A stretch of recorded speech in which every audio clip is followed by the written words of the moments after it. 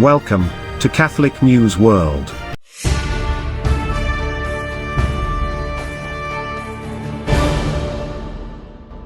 Welcome to Catholic News World.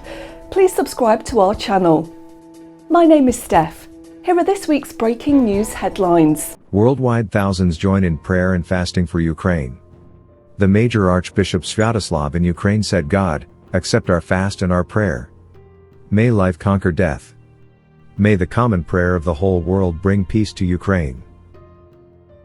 Says, so many people throughout Ukraine are turning to me and saying that they saw luminous angels over the land of Ukraine. On March 2, 2022, at the call of the Holy Father Pope Francis, the whole world was called to unite in prayer and fasting for peace in Ukraine. Head of the Ukrainian Catholic Church said, "Today we are fasting and praying to expel the devil, the spirit of war and death." In the Ukraine itself, at least 7,000 people took part in the prayer at the same time during the day, and more than 30,000 people attended the Rosary prayer at 8 p.m. On March 2, in Ukraine, live television held a 7-hour prayer service of the Ukrainian Greek Catholic Church Ukraine under the protection of the Mother of God. His Beatitude Sviatoslav concluded it with a prayer of the Rosary from a bomb shelter, asking the Mother of God for intercession for Ukraine, its defenders and the entire Ukrainian people. Pope Francis said, "We are close to the people suffering from the bombing. Today, with this common rosary that unites us all, we end the day of prayer and fasting for peace in Ukraine, which the Holy Father proclaimed for the whole world," his Beatitude said in the preface to the prayer. But this prayer, even in such circumstances, is so precious in God's eyes. And we believe that prayer and fasting for peace in Ukraine from the whole Church and the whole world will be pleasing to God. We also pray for the conversion of our enemies, those who bomb, shoot at us, kill us, for the conversion of Russia, as requested by the Mother of God of Fatima in her proclamation to the little shepherdesses in 1917. We thank all those who have united with us in prayer today. We pray and thank God for all the gifts we have received, for every minute of our lives. And let us give every moment to the glory of God and for the good of our neighbors. May God protect Ukraine, the Ukrainian people and the Ukrainian army. Have mercy on all the wounded, all the refugees, all those in the hostile environment. May God grant freedom and peace to Ukraine. His Beatitude Sviatoslav also calls for fasting, because in this way we will show solidarity with those who do not have enough food today. Fasting is very important. It means getting rid of everything that divides us, that hinders us, and at the same time share our lives with others.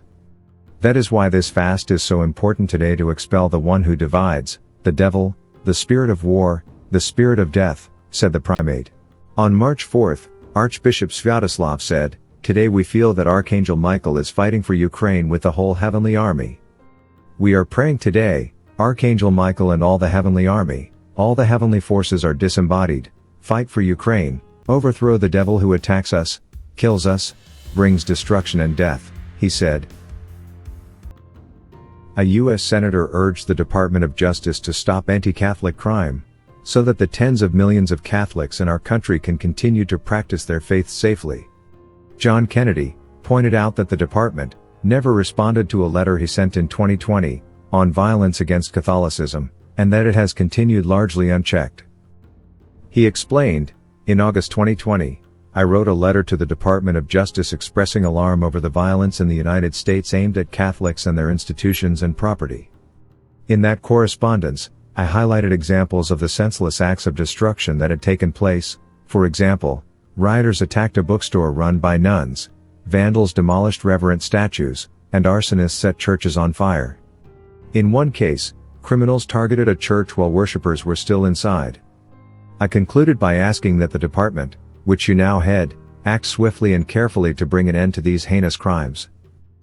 Data compiled by the United States Conference of Catholic Bishops shows that almost 80 additional attacks have occurred in America since August 2020.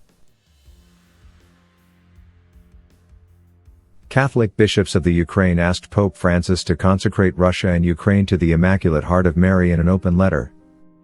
The bishops said, "We humbly ask Your Holiness to publicly perform the act of consecration to the Sacred Immaculate Heart of Mary of Ukraine and Russia, as requested by the Blessed Virgin in Fatima. May the Mother of God, Queen of Peace, accept our prayer. In 1989, Sister Lucia of Fatima sent a letter in Portuguese affirming that the 1984 consecration by Pope St. John Paul II had been made as Our Lady requested in 1929. However, this is not accepted by some people. Thus, a reconsecration by Pope Francis is what the bishops hope for. On February 27, 2022, in the Kiev region, in Ukraine, Russian soldiers shot the chaplain of the Orthodox Church of Ukraine, Father Maxim Kozeshina. Father Kozeshina Maxim Anatolievich was born in 1979 in Novomoskovsk, Dnipropetrovsk region. Since 2000, rector of the parish of the Nativity of the Most Holy Theotokos, Rozvadov, Ivankovsky district, Kiev region.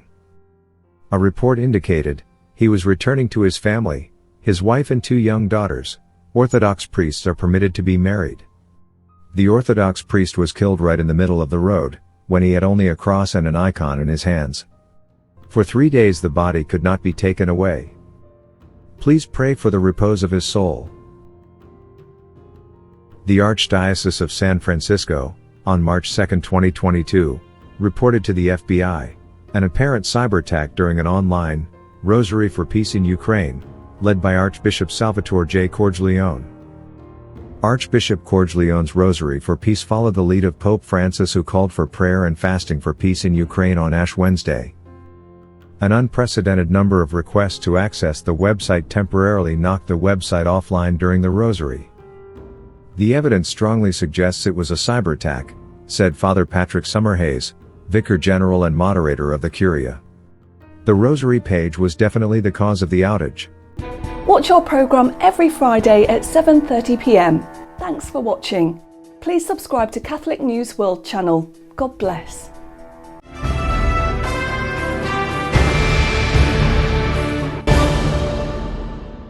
Please subscribe to Catholic News World's YouTube channel. Thanks and God bless.